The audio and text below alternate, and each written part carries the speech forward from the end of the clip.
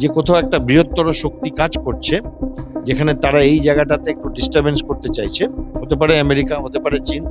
আমার ব্যক্তিগত সঞ্চয় এই যে কাজটা উনি করলেন, এটা ওনার মতো সিনিয়র পলিটিশিয়ানের সঙ্গে এক্সপেক্ট করিনি। এটা উনি চেষ্টা করছিলেন একটা কিছু খলবলি হবে বাংলাদেশে, এবং সেখানে হয়তো কিছু মানুষ মারা যাবে বাংলাদেশে।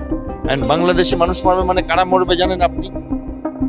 তাহলে সেই মানুষগুলো যদি বলে তার রিভার্স এখানে না হয়, তাহলে যদি একটা দাঙ্গা লাগে, তাহলে মনে হয় ওনার শান্তি হতো। ব্রিগেডিয়ার দেবাশিস দাস, তাকে আমাদের মানে একজন অতিথি হিসেবে পাওয়া এই মুহূর্তটায়, বিশেষ করে এখনকার পলিটিক্যাল সিনারিও যেরকম একটা পালাবদল প্রত্যাবর্তন নয়, কিন্তু পালাবদলের পরেই যে কোয়েশ্চেন্স গুলো অ্যারাইজ করছে স্যার, আপনার কাছে সেই বিষয়গুলো আমি পুঙ্খানুপুঙ্খ কিছু জিনিস জানবো বলে, উত্তরগুলো খুঁজবো বলে আশা। স্যার, আমি প্রথমেই বলবো একটা কথা, যে প্রত্যাবর্তন তো হলো না, পালাবদল হলো।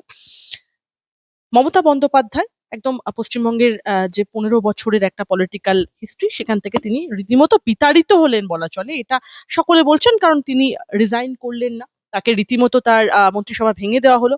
এরপরে মমতা বন্দ্যোপাধ্যায়ের ব্যাপারে বেশ কিছু বিষয় যেরকম সামনে এলো, সেরকম আরো একটি বিষয় সামনে এসেছে সাম্প্রতিককালে। সেটা হচ্ছে, প্রাক্তন মুখ্যমন্ত্রী মমতা বন্দ্যোপাধ্যায় ওসমান হাদি হত্যা প্রসঙ্গে দাবি করেন যে বাংলাদেশের আলোচিত ওই হত্যাকাণ্ডে জড়িত কয়েকজনকে পশ্চিমবঙ্গ যে পুলিশের বিশেষ টাস্ক ফোর্স এসটিএফ গ্রেপ্তার করেছিল। পরে কেন্দ্রীয় স্বরাষ্ট্রমন্ত্রী অমিত শাহ তাকে ফোন করে বিষয়টি প্রকাশ না করার অনুরোধ জানান বলেও অভিযোগ করেছিলেন তিনি রীতিমতো, এবং অনেকটা কথা বলেছিলেন যে কারা কারা জড়িত আছেন তিনি নাকি নাম জানেন। মানে এইরকম একটা সেন্সিটিভ ইস্যুতে মমতা বন্দ্যোপাধ্যায়ের যে এই মন্তব্য, তারপরে তিনি দাবি করলেন যে হত্যাকাণ্ডের সাথে সংশ্লিষ্ট ব্যক্তিরা মেঘালয়ের সীমান্ত হয়ে পশ্চিমবঙ্গে প্রবেশ করেছেন, এবং পরে যে এসটিএফ তাদেরকে আটক করলো। কিন্তু নাম যে প্রকাশ করলেন না, এটা তার ভাষ্য ছিল। কিন্তু ওই নামগুলো প্রকাশ করা হলে বাংলাদেশে বড় ধরনের প্রতিক্রিয়া সৃষ্টি হতে পারে। স্যার, আপনার কি ধারণা, বা যে এই মন্তব্য প্রতিবেশী বাংলাদেশের সঙ্গে কূটনৈতিক সম্পর্কের ওপর নেতিবাচক প্রভাব ফেলতে পারে, এবং দুই দেশের মধ্যে যে সাম্প্রদায়িক যে সম্প্রীতি এবং জাতীয় নিরাপত্তার জন্য একটা ঝুঁকি তৈরি করতে পারে? কি বলবেন স্যার?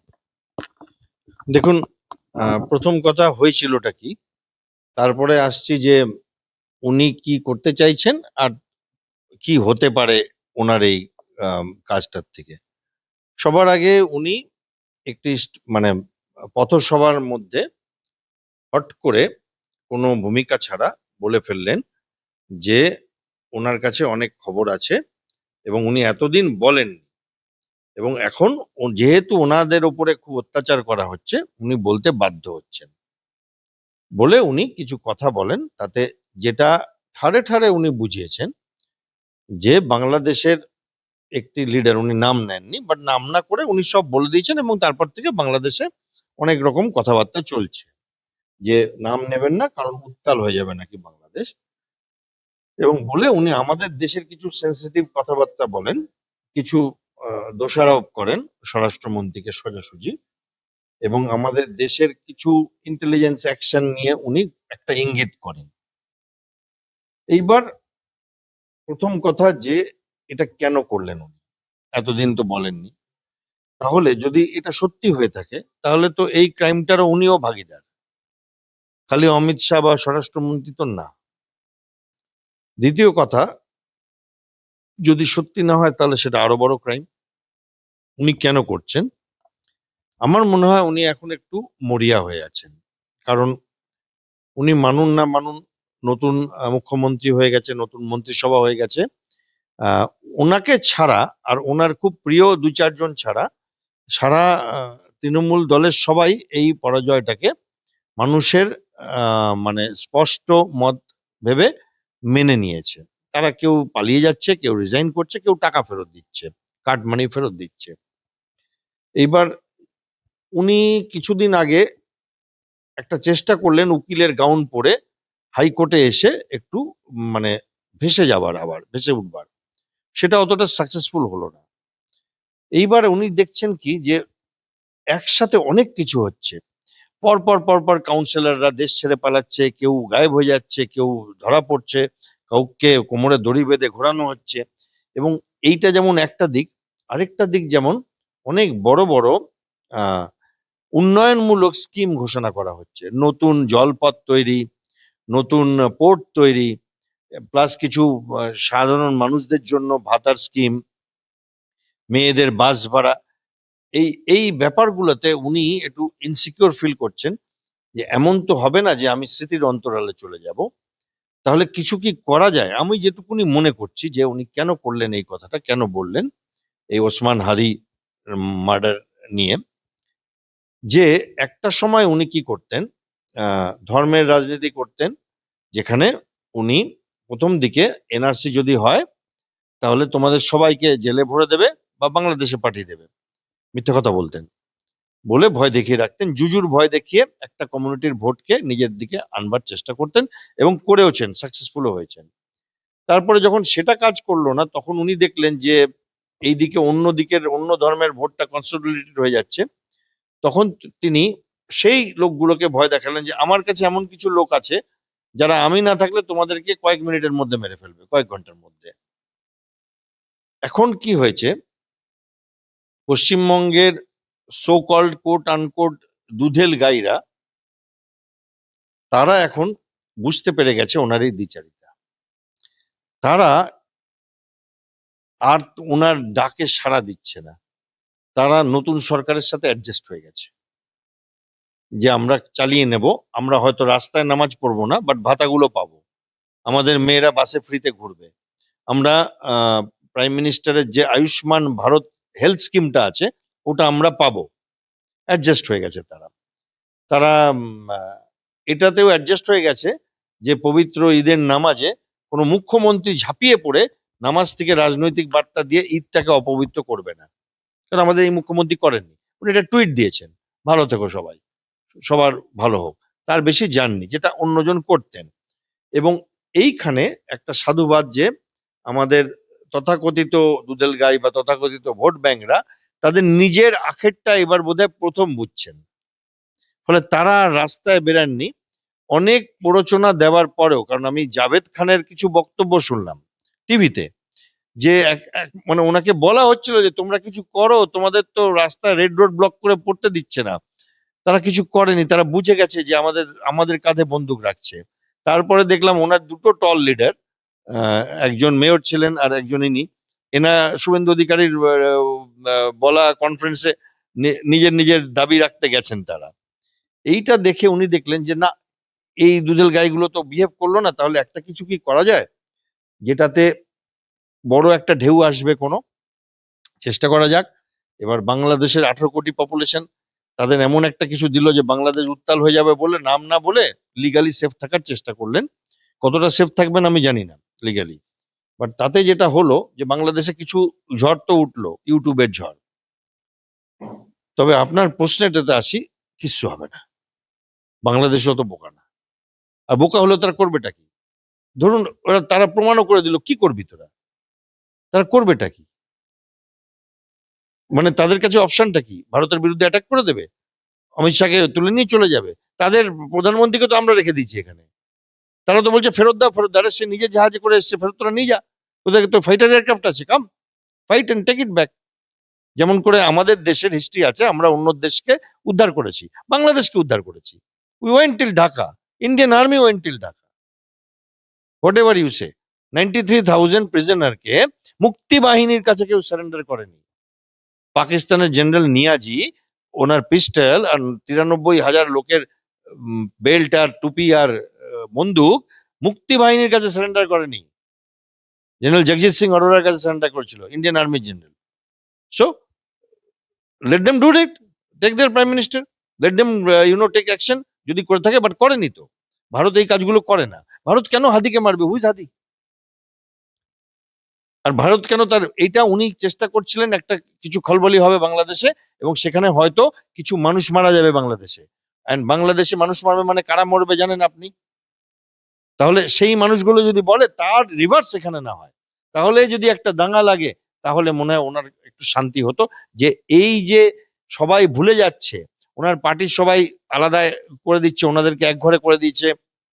আজকে দেখলাম সাংসদরাও মানছেন না ওনার এবং ওনার প্রিয় কোট আনকোট ভাইপো সম্বন্ধে কেউ। তো ওনার পার্টিটা, সাদের পার্টিটা চলে গেল হাত থেকে। কিছু কি করা যায় না? নিজের নাক কেটে পরের যাত্রা ভঙ্গ করা যায় কিনা দেখি, তো উনি ওইটা করছেন। এইবার হচ্ছে যে এখানে কি হবে ভারতবর্ষে, যদি আমার মনে হয় না করবে ভারত সরকার, বাট স্বরাষ্ট্র দপ্তর যদি চায় এফআইআর করতে পারে। ইন্ডিভিজুয়াল এফআইআর এ কি আর হবে, একজন ইন্ডিভিজুয়াল এফআইআর করেছে, সেটা নিয়ে কতটা কি হবে জানি না, বাট যদি চায় করবে। আমার মনে হয় স্বরাষ্ট্র দপ্তর করবে না, বিকজ এইগুলো নিজের মত, এগুলো আস্তে আস্তে ডাই ডাউন হয়ে যায় এই এই সমস্ত টপিক গুলো। কারণ বাংলাদেশেরও খেদে কাজ নেই ওনার কথায় নাচবার। উনি চেষ্টা করছিলেন এই বাংলাদেশের যে টেরিস্ট গ্রুপ আছে আর কিছু উগ্রপন্থী মুসলিম আছে তাদেরকে হাদিকে মেরে ফেলেছে, ও বাবারে আমাদের হাদি করে তারা তেরে আসবে। তেরে আসবিটা কোথায়? ইছামতি নদীর ওই পারে দাঁড়িয়ে চাচা, এই পারে আসলেই তো শেষ। আপনি বলছেন স্যার মূলত একটা অশান্তি তৈরি করা এবং একটা হুলস্থুল পরিবেশ তৈরি করাটাই উদ্দেশ্য ছিল মমতা বন্দ্যোপাধ্যায়। আমার মনে হয় ব্যক্তিগতভাবে যে উনি কিছু একটা করছিলেন, মানে স্পেকটাকুলার কিছু একটা করব, যাতে মানুষের অ্যাটেনশনটা কিছুক্ষণের জন্য হলেও আবার ওনার কাছে ফেরত আসে। কারণ এতদিন উনি সূর্যের আলোর মধ্যে ছিলেন, এখন ওনার সূর্যটা অন্যদিকে চলে গেছে বলে উনি ভাবতেও পারছেন না যে পুলিশের ডিজিটা নেই। ডান দিকে তাকাচ্ছেন, ডিজি নেই। এই বাঁদিকে তাকাচ্ছেন, তো ওই লোকটা নেই। এই তুমি এটা করে দাও তো আলাপন, এমনি করে বলতেন উনি সব নানান রকম লোকদের নাম, তারা নেই। তুমি তুমি করে যাদের বলতেন আইএএস আইপিএস অফিসারদের, হ্যাঁ, তারা নেই। পুলিশ নেই, হেলিকপ্টার নেই, প্লেন নেই, তাবেদার গুলো নেই। আর তারা গিয়ে ওইখানে অ্যাটেন্ড করছে আমাদের বর্তমান মুখ্যমন্ত্রীর মিটিং। ওনার সব থেকে বড় 3-4 জনকে দেখলাম ওখানে, হ্যাঁ, কেউ এমপি, কেউ এমএলএ, কেউ মেয়র। তো এইবার কি হচ্ছে, তখন উনি ভাবছেন কিছু কি করা যায় না বলে মরণ কামড় দিচ্ছেন।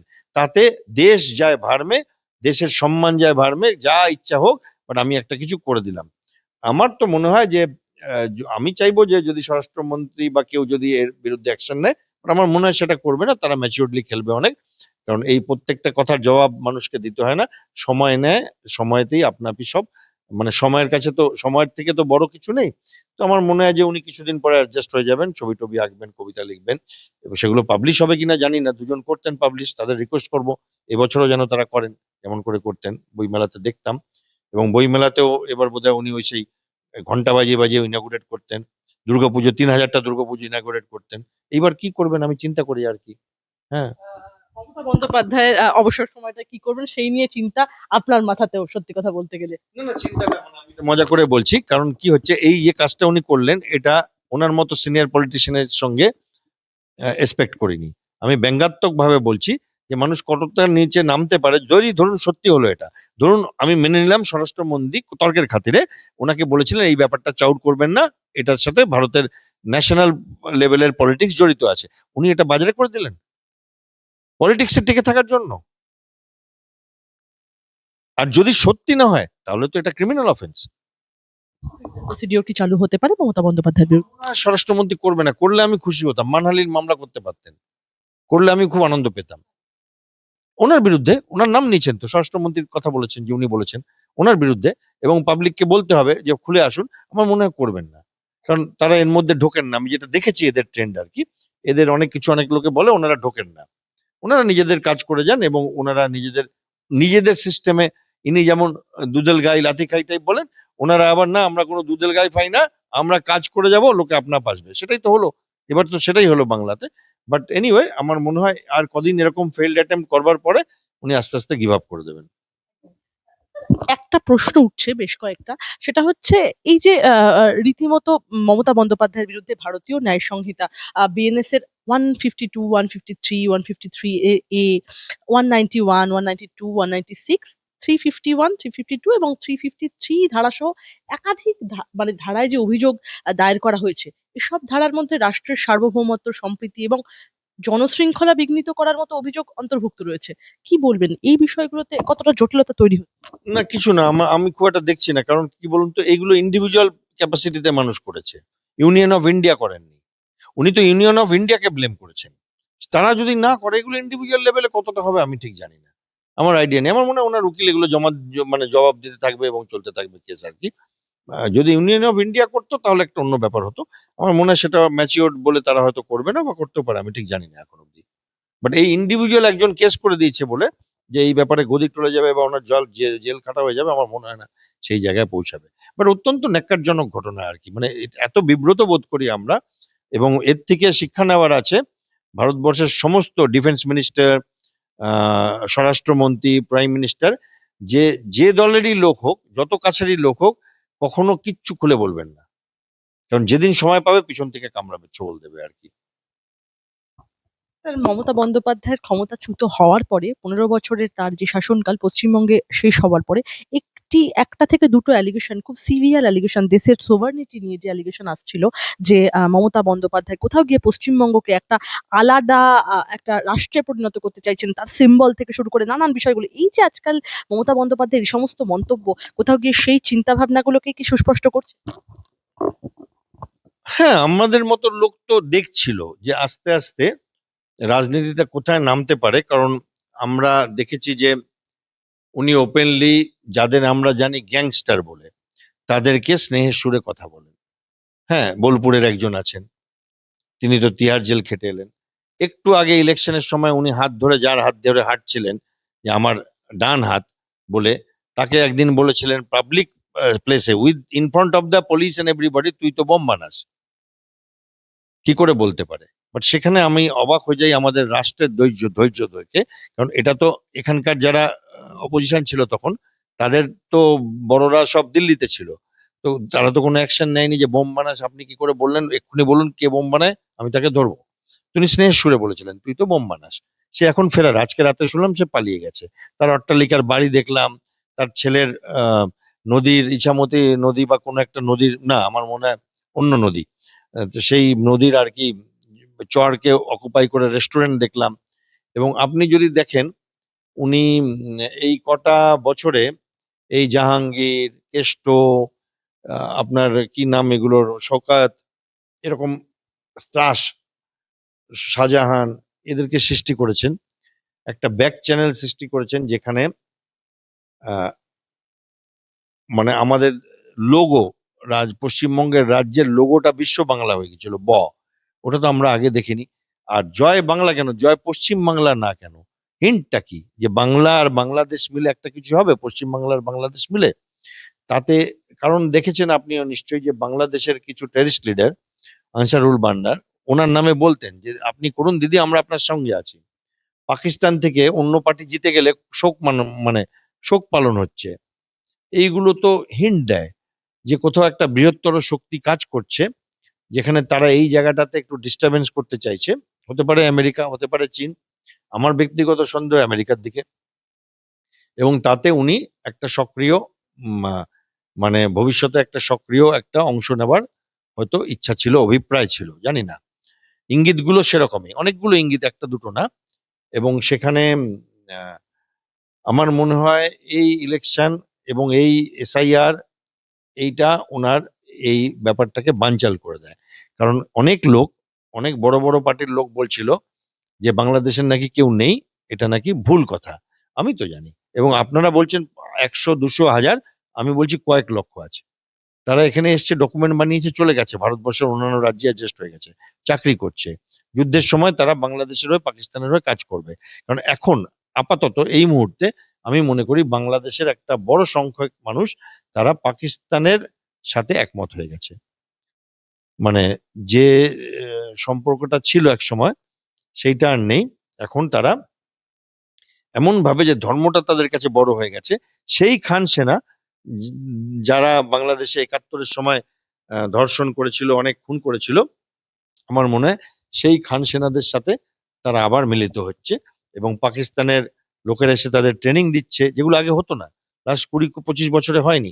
পাকিস্তানের জাহাজ সোজা আসছে, পাকিস্তানের আইএসআই এর লোকেরা আসছে, এবং বাংলাদেশে এটা একটা মানে এমন জায়গায় পৌঁছে গেছে যে ভারত এখন মনে করা উচিত যে পাকিস্তান আবার ইস্ট পাকিস্তান, ওয়েস্ট পাকিস্তান হয়ে গেছে। মনে হয়তো ভারত ভাবে সেইভাবেই করছে, নাহলে এই তড়িঘড়ি করে ফেন্সিং দিচ্ছে কেন ভারত? ফেন্সিং দেওয়া এবং একাধিক, এই প্রসঙ্গে আমি আসবো স্যার। একটা বিষয় আমি জানবো যে মমতা বন্দ্যোপাধ্যায়ের যে মন্তব্য সামনে এনেছেন, সেই মন্তব্য কি দেশদ্রোহী মন্তব্য বলা চলে? এই ধরনের মন্তব্য কি, মানে ঠিক সাধারণত কি ধরনের সাজা হয় এই ধরনের মন্তব্যের ক্ষেত্রে? না, আমার জানা নেই। উনি যদি পাবলিক প্ল্যাটফর্মে বলেন এটা, প্রমাণ ছাড়া দেশদ্রোহিতার জন্য ওনাকে কিছু করা যায়, আমার মনে হয় না। বাট মানহানির মামলা তো করাই যেতে পারে যদি চান স্বরাষ্ট্রমন্ত্রী। কারণ এখন অব্দি দেশদ্রোহিতার কিছু হয়নি, উনি পুরোটাই ভাষা ভাষা বলেছেন, নাম নেননি। এবং বাংলাদেশে সেরকম ভাবে কোনো বড় লিডারশিপ থ্যাঙ্কফুলি এখন অব্দি কিছু বলেনি। এখন তো আর বাংলাদেশে সেই ব্যাপারটা নেই যেটা প্রধান উপদেষ্টার সময় ছিল, যে সবাই কলকাতাতে অ্যাটাক করবার জন্য তৈরি হয়ে গেছিল, যে 3-4 দিনের মধ্যে কলকাতা ক্যাপচার হয়ে যাবে। তো তারা তো ঠিক আছে, তারা ইতিহাস পড়েনি, ভূগোল জানে না, সেই গাধাগুলো তো গেছে এখন। তো এখন মনে হয় যে রাজনৈতিক লিডারশিপ আছে বাংলাদেশে, তারাও একটু ম্যাচিওর, তারা এই ব্যাপারটা নিয়ে বড়ভাবে কিছু সেরকম ভাবে এখন অব্দি তাদের সরকারের তরফ থেকে দেখছি না। তারা মনে করছে, তারা অতটা বোকা না, তারা মনে করছে যে এটা ওনার একটা চাল বাংলাদেশকে এবং পশ্চিমবঙ্গকে একসাথে অশান্ত করবার, বাট তার বেশি আমি কিছু দেখছি না। একটা বিষয় আমি জানতে চাইবো আপনার কাছে। আপনি বড় অফিসার হিসেবে আপনার দায়িত্ব পালন করেছেন। এক্ষেত্রে দেশের সার্বভৌমত্ব বা দেশের সম্মান রক্ষার্থে যখন এই ধরনের মন্তব্য উঠে আসে, এক্ষেত্রে কি বিশ্বের দরবারে ভারতবর্ষের ভাবমূর্তিটা ঠিক কোন জায়গায় যায়? ভাবমূর্তি কি ক্ষুণ্ণ হয়? অল্প হলেও হয়। দেখুন, কালের প্রবাহে প্রবাহে এই ভাবমূর্তিগুলো ওঠে আর নামে, তো অল্প হলেও একটু হয়। বাট যদি এটা করেও থাকে না, এটা নতুন প্রথম ভারতবর্ষ কিছু করেনি, এবং কোনো দেশ নেই যে দেশে এই কাজগুলো হয় না, যেগুলো মানে আপনি সিক্রেট অ্যাসাসিনেশন বলুন, কিলিং হলো, এই ইনস্ট্যান্ট কেসের কথা বলছি না, ইন জেনারেল বলছি। যেমন একটা এক্সাম্পল দিচ্ছি, ঢাকাতে ওয়েস্টিন হোটেলে আমেরিকান আর্মির একজন স্পেশাল ফোর্সের কর্নেল মারা গেলেন। তার বডিটা পোস্টমর্টেম না করে বাংলাদেশের লোকেরা আমেরিকান এমবাসিকে দিয়ে দিল। লোকে, আপনি ইন্টারনেটে গেলে জানতে পারবেন তিনি কি করতেন সারা জীবন। সারা জীবনে তার কাজটা কি ছিল, যে এক দেশের মধ্যে বিশৃঙ্খলা তৈরি করবা। লোকে বলে তার টার্গেট ছিল ভারত, এবং তিনি মারা গেলেন। কে মারলো? Unknown gunman. এই আননোন গানম্যান আজকাল সবাই বলছে, অনেকে অজিত ডোভালের নাম বলে, অনেকে অন্য কিছু বলে। ধুরন্ধর সিনেমা হওয়ার পরে সবাই আননোন গানম্যান বলছে, বাট মারা গেছেন 5-6 মাস আগে। তো আহ, এই জাস্ট 1-1.5 মাস আগে কলকাতা এয়ারপোর্ট থেকে একজন আমেরিকান সোলজার, মানে ধরা পড়েছেন, এক্স সোলজার, এবং তিনি মেঘালয় হয়ে মায়ানমারের টেরিস্টদের ট্রেনিং দিচ্ছিলেন, কলকাতা এয়ারপোর্টে ধরা পড়েন। এটা নিয়েও মিডিয়া খুব লাফায়নি। 3টে ইউক্রেনিয়ান ধরা পড়েন লখনৌতে, 3জন দিল্লিতে একই দিনে। দে আর আন্ডার ইন্টারোগেশন। তারা এখানে কি করছিলেন? তো তার মানে এই কাজগুলো সব দেশই করে, রাশিয়া করে, আমেরিকা করে, চায়না করে, ভারত করে, যারা পারে তারা করে। কিছু লেভেলে পাকিস্তান তো করেই, পাকিস্তান তো এটার তো মাস্টার স্ট্রোক পাকিস্তানের। হয়তো বাংলাদেশও করে, শ্রীলঙ্কাও হয়তো করে, আমরা জানি না। ফলে এইটা, আপনি যদি বলেন যে এই একটা ইনসিডেন্টের জন্য ভারতকে, ওহো ভারত এত বাজে ছেলে বলেছে, না না না, এগুলো হয় না। ইন্টারন্যাশনাল রিলেশন এগুলো চলে না, কিন্তু এইগুলো কেউ মুখে আনে না। গুপ্তচর বৃত্তি একটা খুব পুরনো প্রথা। গুপ্তচরের সঙ্গে এক্সট্রা জুডিশিয়াল কিলিং, এটাও পুরনো প্রথা। এই ইনস্ট্যান্ট কেসের কথা বলছি না, হাদি হত্যার থেকে দূরে রাখছি ব্যাপারটা। আর উনি যেটা চেষ্টা করছিলেন যে ভারত একটা কিছু করেছে বলে ওনার কাছে খবর আছে, আমি সব জানি, উনি বলছেন উনি সব জানেন। তো আমি তো এটাও বলবো, মুজিব যে হত্যাকারী, তিনি তো এই পাক শেখ হাসিনা কোথায় টিচার ছিলেন, এখান থেকে ধরেছে তো, তাই না? তো উনি তো সেটাও জানতেন, তাহলে বলেননি কেন? আরো অনেক কিছু তো জানতেন, তাহলে সেগুলো বলেননি কেন? খাগড়াঘর কেস, পরপর পরপর আপনি যদি দেখেন কেসগুলো, তো ফলে এইটা কোথাও একটা ওনার চারিত্রে আছে ব্ল্যাকমেল করা, বা মরিয়া হলে একটা কামড় দেওয়া, যে আমি এগুলো বলে দেবো। হয়তো আরো কিছু ন্যাশনাল সিক্রেট জানেন, জানতেই পারেন। বাট এগুলো বললেই বা কি হবে? তার বলে কি উনি কি আবার চিফ মিনিস্টার হয়ে যাবেন? কি হবে? হ্যাঁ, একটা তো কাদা ছোড়া হলো, বাট ঠিক আছে, কিছুদিন পরে অন্য কিছু হয়ে যাবে। এর আগে আমরা দেখেছিলাম অভিষেক বন্দ্যোপাধ্যায়কে মন্তব্য করতে বাংলাদেশে যে একটা ইনসার্জেন্সি হয়েছিল রীতিমতো বলা চলে, সেখানে মোহাম্মদ ইউনূসকে তৎকালীন একটা প্রধান করা হলো সরকারের। তো সেই জায়গা থেকে দাঁড়িয়ে মানে অভিষেক বন্দ্যোপাধ্যায়কে বলতে শোনা গিয়েছিল, কেন মানে এখানে কোথাও গিয়ে শেখ হাসিনা, ভারতে শেখ হাসিনার থাকা নিয়ে প্রশ্ন তুলেছিলেন, এবং বলা হয়েছিল যে ভারত সরকার রীতিমতো বেনিয়ম ভাবে রীতিমতো শেখ হাসিনাকে এখানে রীতিমতো রাখা হয়েছে বা কিছু। কি বলবেন সেক্ষেত্রে? আমি এইটুকুনি বলবো, বড় শান্তিতে আছি। কখনো কখনো না, মানুষ যাদেরকে দেখে, মানে যাদের জন্য আমরা টিভি খুলতাম না, যে একজন মানুষ বলছে যে একটা ইলেকট্রিক চুল্লি বানাবো, যেন ইলেকশনের পরে জিতলে অনেক হিন্দুদেরকে মারা হবে, তখন কাজে লাগবে। একজন মানুষ বলছে ডিজে বানাবো।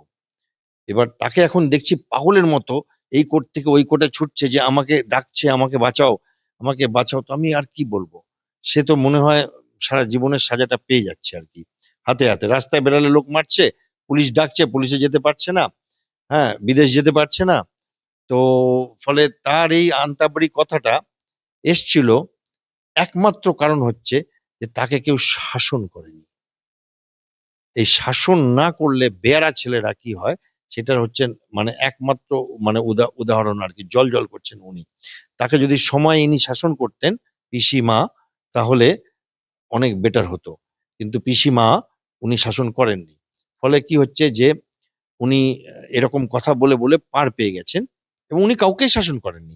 কিছুদিন আগে একজন লিডার বলেছিল ভাগীরথী নদীতে ভাসিয়ে দেবো, উনি শাসন করেননি। আরেকজন লাইব্রেরি মন্ত্রী না কি ছিল, বলেছিল 10,000 ছেলে বসিয়ে দেবো, উনি শাসন করেননি। আরেকজন বলেছিল গাঁজা কেস দিয়ে দে, পুলিশকে বলেছিল ঘড়িতে কটা বাজে দেখ, উনি শাসন করেননি। আজকে ওনার জন্য এই ছেলেটিরও এই অবস্থা। হ্যাঁ, আমি নাম নিচ্ছি না, বাট এই ছেলেটির এই অবস্থা ওনার জন্য, যে অহংকার, দম্ভ, দর্প, এইগুলো মানুষকে কোথায় নিয়ে যেতে পারে, যে কতটা বোকা হয়ে যেতে পারে মানুষ, যে সে বুঝতেও পারে না যে এত বড় একটা রাষ্ট্র যারা চালাচ্ছে তারা তার থেকে অনেক বেশি পাওয়ারফুল। সে বুঝতেও পারে না, কারণ সে বলছে যে ভারত ভুল ডিসিশন নিয়েছে। ভারত কেন ভুল ডিসিশন নেবে? উনি ভারতবর্ষের কে? ওনার শিক্ষাগত যোগ্যতা কি? ওনার পলিটিক্যাল ম্যাচুরিটি কি? উনি তো মায়ের কোল থেকে নেমেছেন আর ঝান্ডা নিয়ে জেনারেল সেক্রেটারি হয়ে গেছেন। ওনার থেকে যত তৃণমূলের লোক আছে, সে মদ্যপ হোক, যেমন হোক, তাদেরকে আমি বেশি সম্মান করব। কারণ ওনার দম্ভ এমন জায়গায় পৌঁছে গেছিল যে উনি আহ, কাউকে বাপ বলে ডাকতেন, কাউকে মোদি বলে ডাকতেন, মানে এমন জায়গায় পৌঁছে গেছিল যে কথা এখন সাজা পাচ্ছেন, বড় আনন্দ হচ্ছে। যত সাজা পাবেন তত বেশি আনন্দ হবে। একটা প্রশ্ন করব যে আহ, যদি কোনো রাজনৈতিক নেতা দাবি করেন যে তিনি হত্যাকারীদের পরিচয় জানেন, তাহলে তার দায়িত্ব নয় কি সেই তথ্য তদন্তকারী সংস্থাকে কোথাও গিয়ে দেওয়া? এই যে পাবলিক প্ল্যাটফর্মে এটা একটা মানে কোথাও গিয়ে একটা কিয়স সৃষ্টি করাটাই কি মূল উদ্দেশ্য এই বক্তব্যের পেছনে? ওই আগের কথাটা বলছিলেন, যেটা আমাদের মমতা ব্যানার্জি বলেছেন, হ্যাঁ, ওটা তো পাবলিক প্ল্যাটফর্মেই তো এরা বলেন। এদের কাজটাই তো এটা। এটা তো কোর্ট কেস করেন না। এই যে বলছেন যে পোস্ট ইলেকশন ভাইলেন্স হচ্ছে, কটা এফআইআর হয়েছে? সব তো পাবলিক প্ল্যাটফর্মে হচ্ছে। উনি বলছেন যে এই হচ্ছে ওই হচ্ছে, আমরা এফআইআর দেখতে পাচ্ছি না কেন? সেরকম ভাবে তো কিছু দেখছি না। তো এটা তো মানে এটার মধ্যে আর কি আছে? আর কোনো অভিপ্রায় নেই এটাতে। জল ঘোলা করবার চেষ্টা, ভেসে থাকবার চেষ্টা, আবার লাইমলাইটে আসার চেষ্টা, এবং অনেক সময় উনি এইগুলো করতে করতে এমন একটা জায়গায় পৌঁছে যান যে নিজেই নিজের শত্রু হয়ে যান। এই যে গাঁজা কেসের কথাটা আপনি বললেন যে একটা সময় বলা হতো গাঁজা কেস দিতে হবে, আজ কিন্তু মমতা বন্দ্যোপাধ্যায় অভিযোগ করছেন স্যার যে তার যারা দলের বিধায়ক রয়েছেন তাদেরকে প্রথম ফোনটা করা হচ্ছে পুলিশের তরফ থেকে, সেকেন্ড ফোনটা বিজেপির অফিস থেকে যাচ্ছে, বলা হচ্ছে যে দল ভাঙতে নয়তো গাঁজা কেস দিয়ে দেওয়া হবে। কি বলবেন, কি হচ্ছে, পোয়েটিক জাস্টিস নাকি? আপনি পোয়েটিক জাস্টিস বলুন, কর্মফল বাতাসে নড়ে বলুন, বড় আনন্দে আছি। আমার মনে হয় এখন অবধি এখন যারা শাসন করছে তারা এই কাজগুলো করছে না। কারণ গাঁজা কেস দেওয়ার দরকার নেই। গাঁজা কেস তো একটা ইনোসেন্ট মানুষকে দিতে হয়। এখানে তো দেখছি পঞ্চায়েত লেভেল থেকে সবাই অট্টালিকা বানিয়ে বসে আছে, সবার বাড়ির থেকে টারপোলিন বেরাচ্ছে ট্রাক ট্রাক। হ্যাঁ, এবং মানে পুকুর ভরাট বলুন, সবকিছু আছে। তো কেস আর আলাদা করে দেওয়ার দরকার নেই। মানে পুলিশরা কাজ করে করে পাগলা হয়ে যাচ্ছে, যে মানে আমরা না একটু বাথরুম গেলে এসে দেখছি 2টো উইকেট পড়ে গেছে, 2টো কাউন্সিলর পালিয়ে গেছে, বা 2জন ধরা পড়েছে। হ্যাঁ, তো মানে মানে টিভি খুলতে ভয় পাচ্ছি যে আরো কতজনকে দেখবো। ফলে সেই গাঁজা কেস দেওয়ার প্রয়োজন নেই। প্লাস আমার মনে হয় এই বর্তমানে যে দলটি এসছেন তারা এগুলো করেন না। খালি এরা কেন, আমার মনে হয় সিপিএম কংগ্রেসও করে না। এটা ওনার ক্রিয়েশন, একে গাঁজা কেস দিয়ে দে, ওকে এটা করে দে, এরকম ভাবে কেসটা সাজাতে হবে। এবং তুমি তুমি করে ডাকা আইএএস অফিসারদের, আইপিএস অফিসারদের নিজের রাজত্ব মনে করবার, এবং যে পশ্চিমবঙ্গে আসলে পুলিশ আমার, দিল্লিতে গেলে পুলিশ তোমার, এই আমরা তোমরা, ফেডারেল বলেন উনি, তো ফেডারেল চ্যাপ্টার, ওই ওই ওই ব্যাপারগুলো আর কি। আমার মনে হয় ওনার মধ্যে ছিল যে যেখানে ওনাকে লোক ভোট দিয়েছে উনি সেখানকার রাজা। উনি লাজায় কাটবেন, মুড়োয় কাটবেন। পাবলিক কেটে দিয়েছে ওনাকে লাজায় মুড়ে।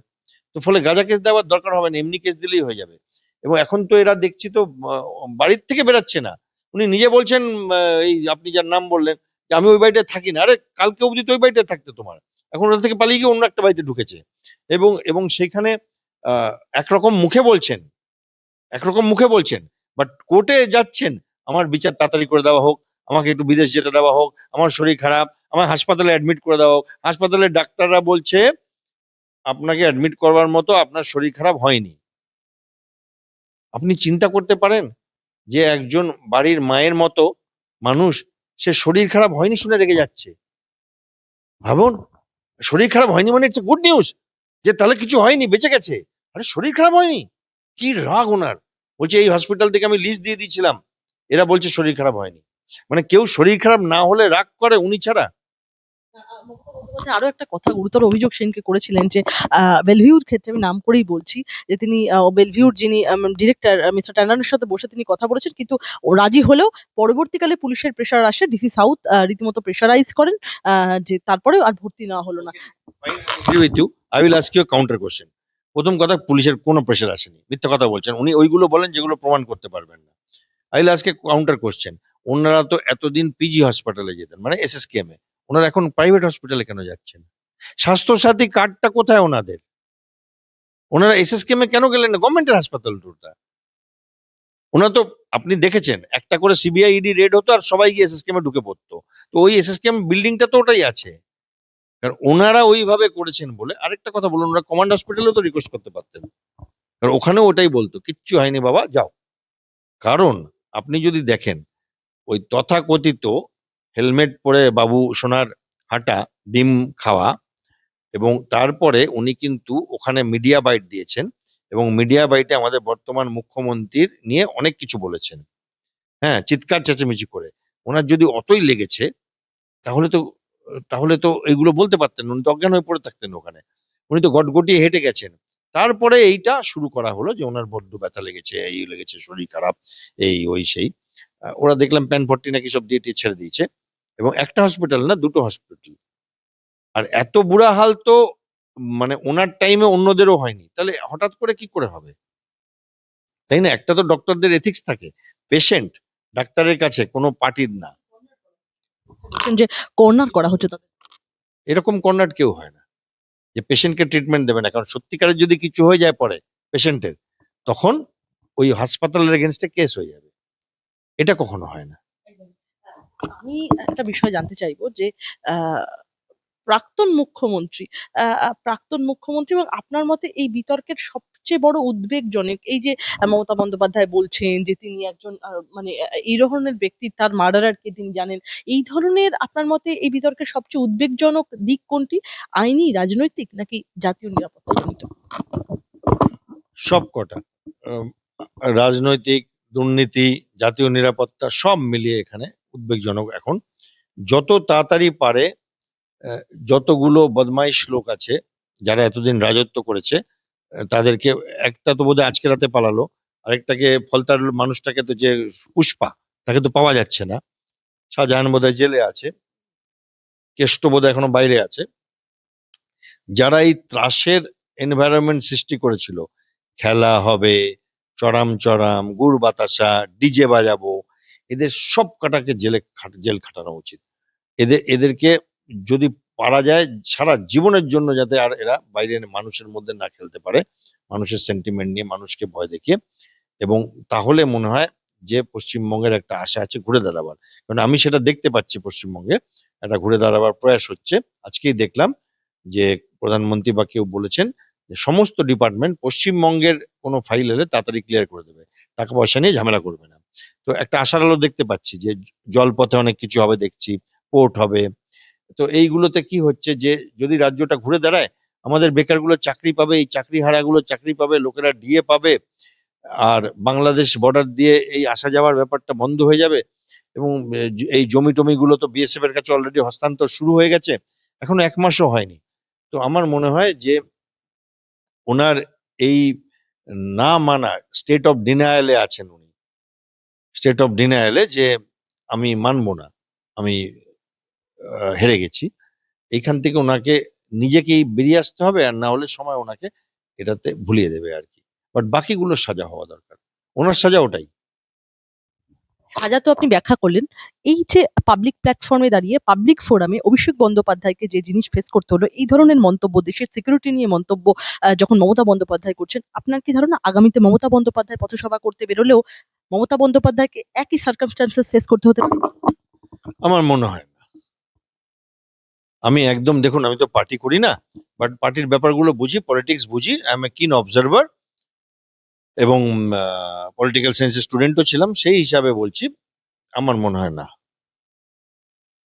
যে যে রাগটা আপনি বললেন, যার কথা, ভাইপো, সেই রাগটা মানুষের ওনার ওপরে নেই।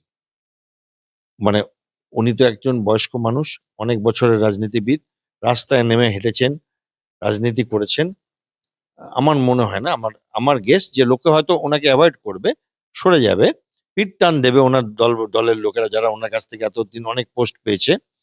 আর সাধারণ মানুষ মুখ ঘুরিয়ে চলে যাবে হয়তো, বাট ডিম ছুঁড়ে মারবে না, চোর চোর বলবে না, আমার মনে হয়, জানি না বললেও।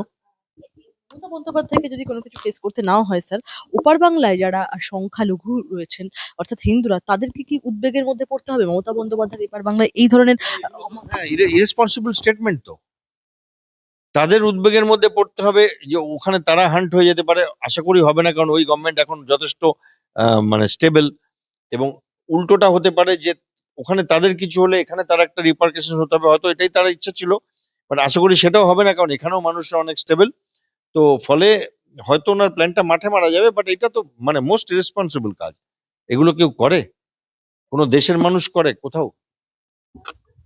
বাংলাদেশ বিমান বাহিনীকে এবার প্রশিক্ষণ দেবে পাকিস্তান।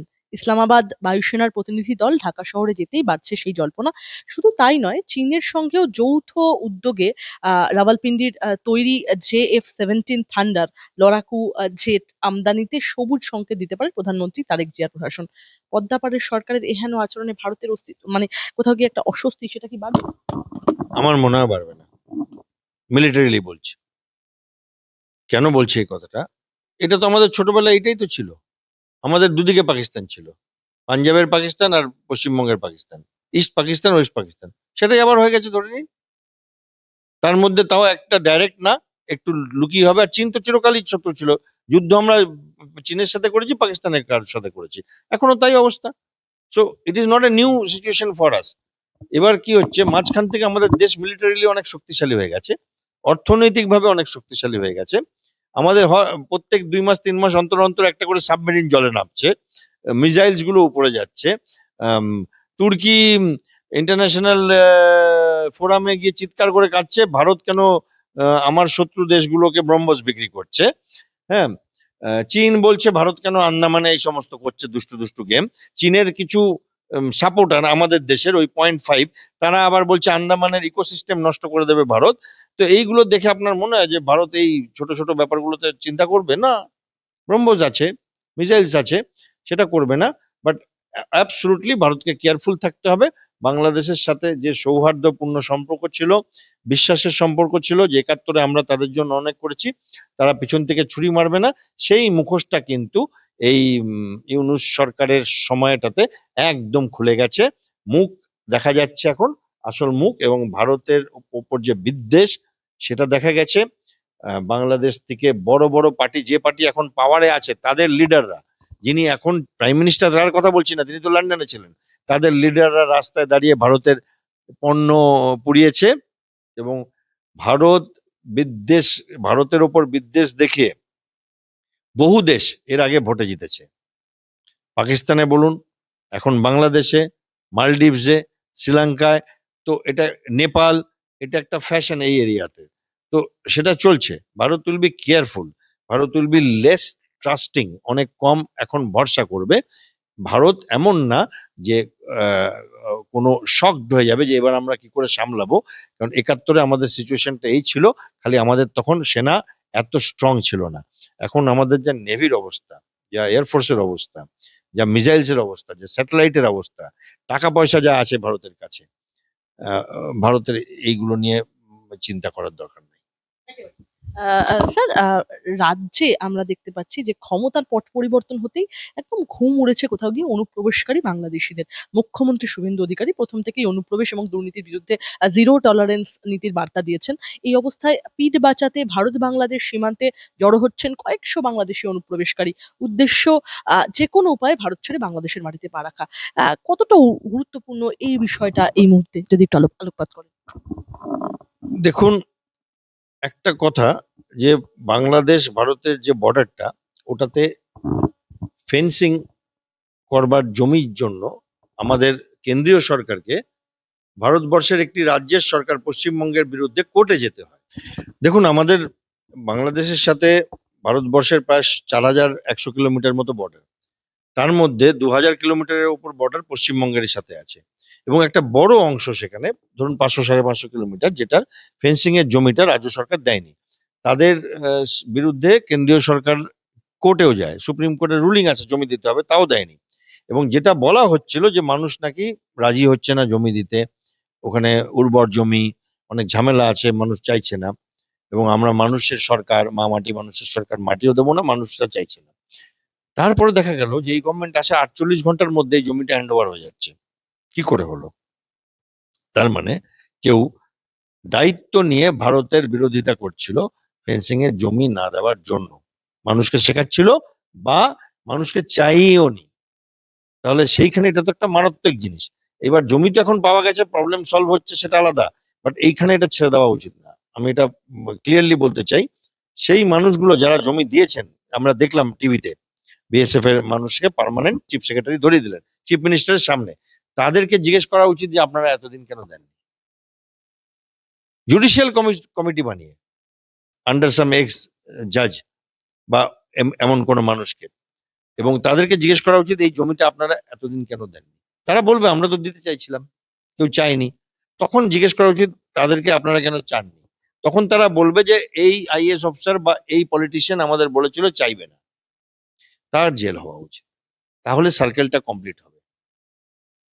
না হলে তো এটা ছেড়েই যাবে যে জমি হয়ে গেছে, এখন প্রবলেম সলভ, এখন আর কিছু করবে না। না, আমার মনে হয় এর শেষ দেখা উচিত, যে কেন জমি এতদিন মানুষ দিচ্ছিল না। আর তারা সঙ্গে সঙ্গে গভর্নমেন্ট চেঞ্জ হওয়ার মতো 48 ঘন্টার মধ্যে জমি দিয়ে দিল, কি করে হতে পারে?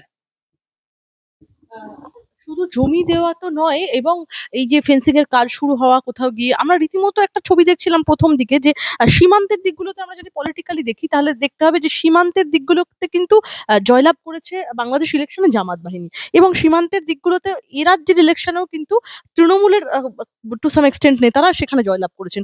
এর পেছনে রহস্যটা থাকছে স্যার, ঠিক কি থ্রেট কতটা? তো রহস্য, তৃণমূলের নেতারা সীমান্তের দিকে জয়লাভ করেছেন বিকজ সীমান্তের ভোটগুলো তাদের, ওই দিকের যে ডিস্ট্রিক্ট গুলো আছে সেখানে, দ্যাটস ওকে। বাট বাংলাদেশের যেটা বলছেন এটা প্ল্যান, এটা প্ল্যান। জামাতের প্ল্যান ছিল যে এই চিকেন নেক এরিয়া, এর উল্টো দিকের এরিয়াতে নিজেদের ঘাঁটি বাড়াও। তারা কিন্তু আজকের থেকে না, 71 থেকে এই কাজটা করছে। এখন আমরা তাদের সেই কাজের সাকসেসফুল রেজাল্ট আমরা এখন দেখতে পাচ্ছি। যে আপনি যদি ম্যাপে দেখেন তো পুরো এই লাইনটা জুড়ে জুড়ে জুড়ে জামাতের সিটগুলো এসছে, এবং অনেক সিট এসছে। জামাত তো আগে পলিটিক্যালি কন্টেস্ট করতো না, 70+ বোধহয় সিট এসছে। তো এরা সরকারও গঠন করতে পারতো, তাহলে আর তো হলোই, মানে এইদিকেও আইএসআই ওইদিকেও আইএসআই হতো আর কি। হ্যাঁ, এনিওয়ে, সেটা ছাড়ুন, ওটা আলাদা ব্যাপার, সেটা ভারতবর্ষ হ্যান্ডেল করে নেবে। আমি সেখানে বলছি না। আমি দেখুন, পাকিস্তানের বা বাংলাদেশের, পাকিস্তানের মদতপুষ্ট লোকেদের সবসময় চেষ্টা হবে ভারত বিরোধিতা করার।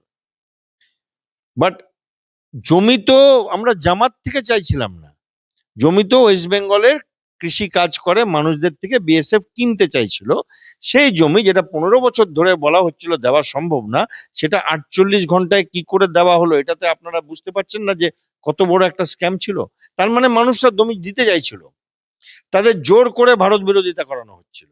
সেই মানুষটিকে তার জেল যাওয়া উচিত। মমতা বন্দ্যোপাধ্যায় বারংবার এই ফেন্সিং এর জন্য জমি দিতে চাননি।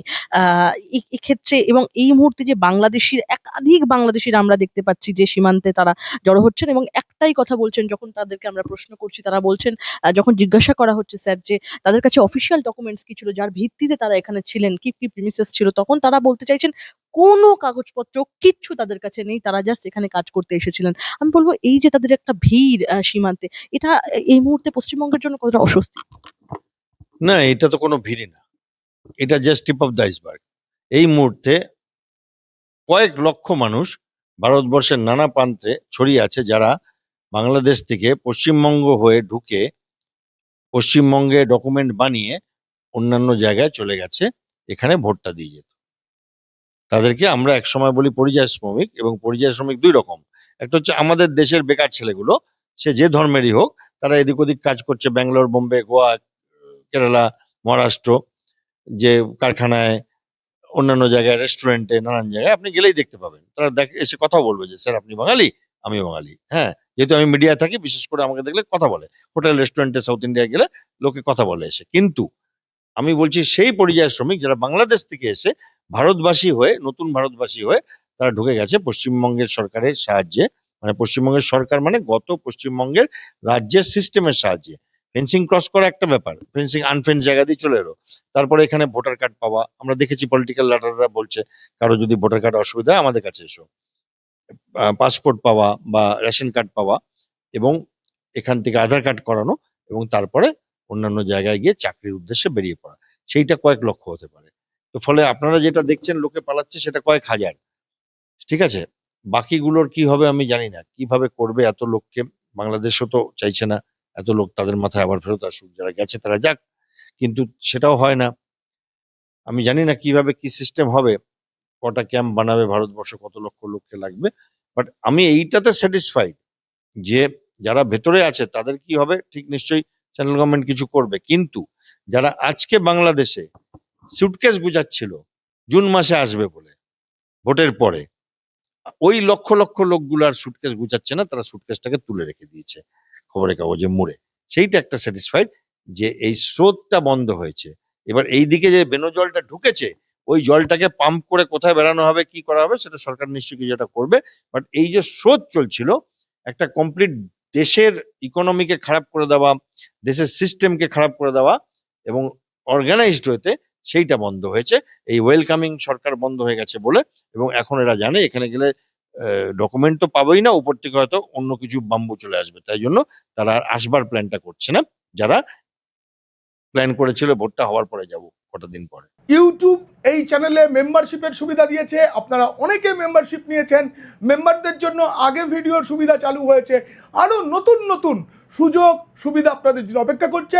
এবং এই মেম্বারশিপ থেকে উপার্জিত অর্থ হিন্দুত্বের জন্য শুভ এমন কোনো কাজেই আমি ব্যবহার করব। আপনারা আশা করি পিনাক্কি বলছের পাশে থাকবেন। আজকের ভিডিও কেমন লাগলো জানিয়ে অবশ্যই মন্তব্য করবেন। ভালো লাগলে বন্ধুদের, খারাপ লাগলে শত্রুদের শেয়ার করবেন। আপনারা খুব খুব ভালো থাকবেন।